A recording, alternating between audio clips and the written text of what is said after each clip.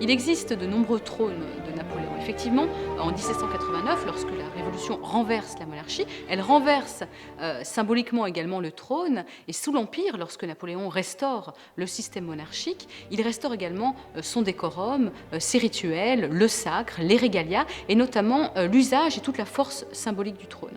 C'est pour ça que plus qu'aucun souverain français ne l'a fait avant lui, il commande de nombreux trônes pour les assemblées, le corps législatif, le Sénat, pour les différents palais, Fontainebleau, les Tuileries, les départements, les provinces de France, et notamment on en trouve à Milan ou même à Rome.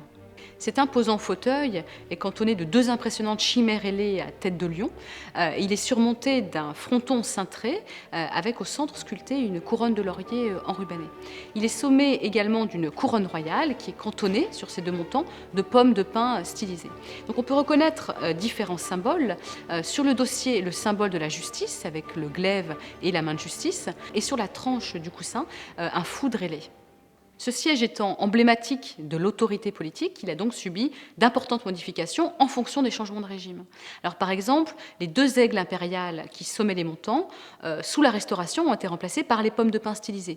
Et de même, on a effacé le chiffre N de Napoléon qui était inscrit au centre de la couronne de laurier sur le fronton.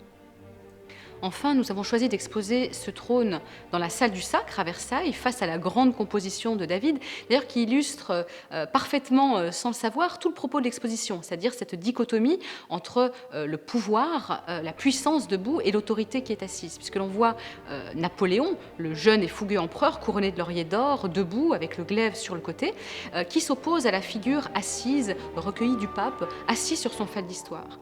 Et cette symbolique sera renversée moins de 11 ans plus tard, puisque Napoléon, ce colosse au pied d'argile, sera renversé alors que le pape sera replacé sur son trône sous les acclamations populaires.